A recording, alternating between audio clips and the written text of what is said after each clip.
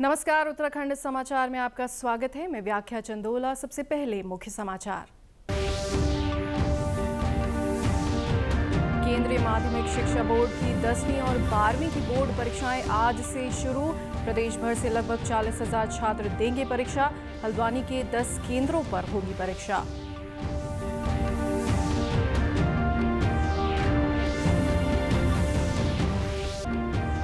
उत्तराखंड में आगामी 4 धाम यात्रा को लेकर पर्यटन विभाग ने तेज की तैयारियां। पर्यटन सचिव ने कहा, यात्रा व्यवस्थाओं को और अधिक सुचारू बनाने का किया जा रहा प्रयास, दी जाएंगी बेहतर सुविधाएं।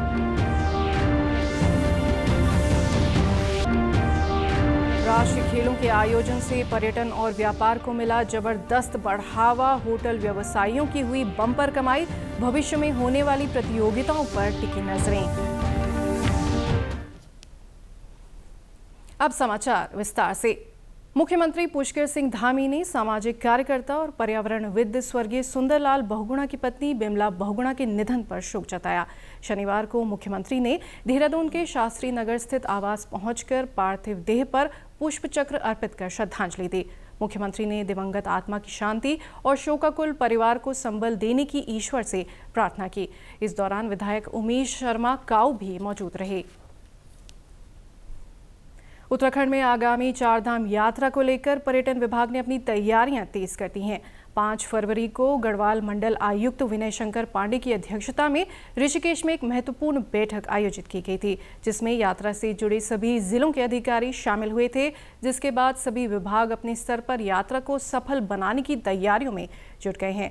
प्रदेश के पर्यटन सचिव सचिन कुर्वे का कहना है कि यात्रा व्यवस्थाओं को और अधिक सुचारू बनाने के प्रयास जारी हैं, जिससे यात्रियों को बेहतर सुविधाएं मिल सके।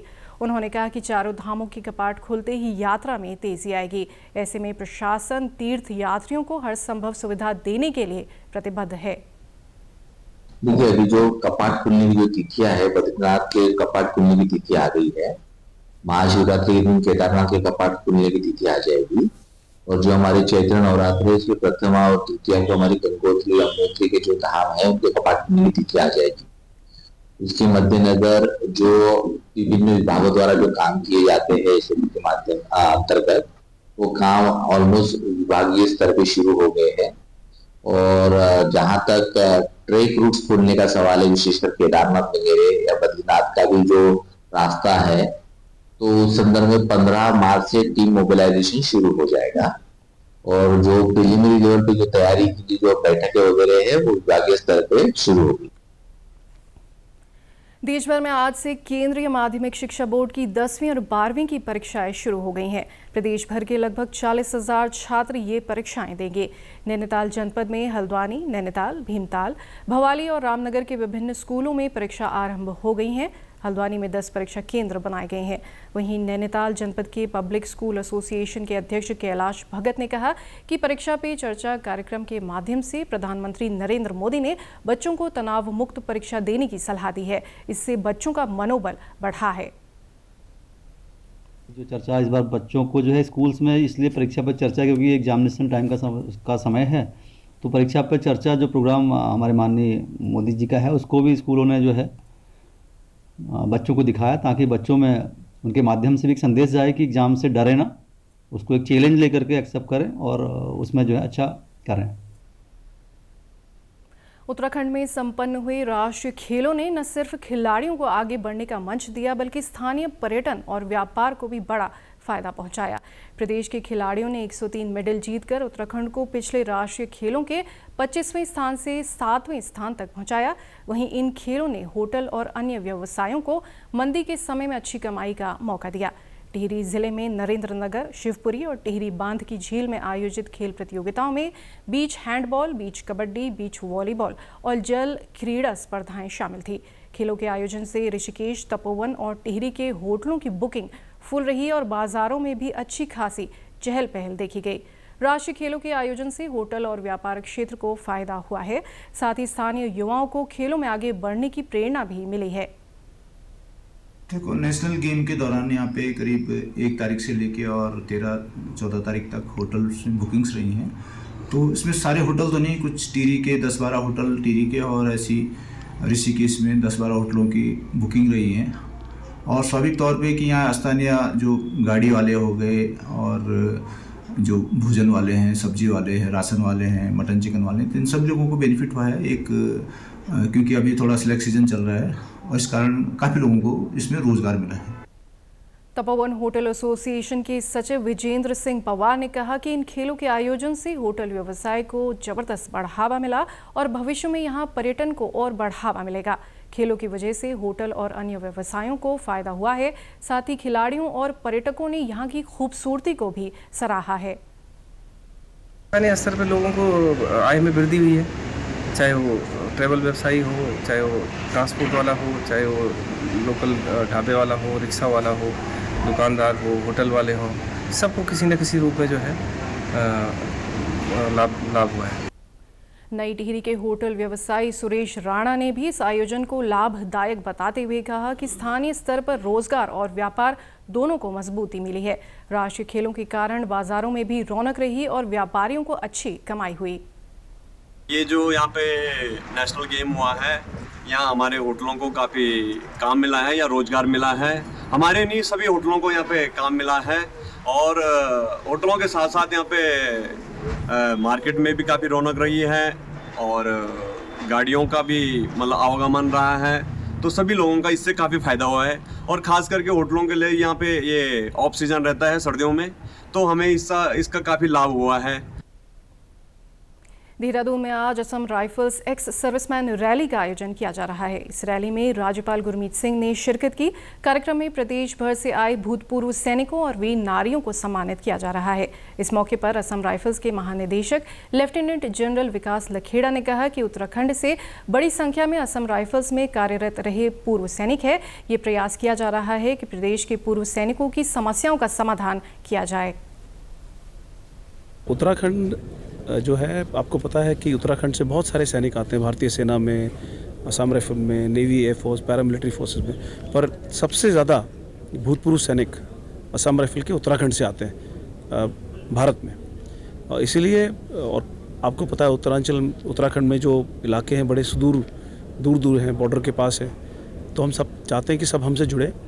हमारी वीर नारियाँ हैं, विधवा हैं, जिनको बहुत परेशानियाँ हैं जो बता नहीं पाते, तो ऐसे आयोजन से उनकी परेशानियों का किस तरह समाधान ढूंढा जाए और मिलाप किया जाए हमारे पूर्व सैनिकों से, क्योंकि वो हमारा भूत है और उन्हीं के बल पे आज असम राइफल का जो अस्तित्व है वो उस हिसाब से बना है। तो एक छोटी सी कोशिश है और ये कोशिश जो है हर साल जारी रहेगी।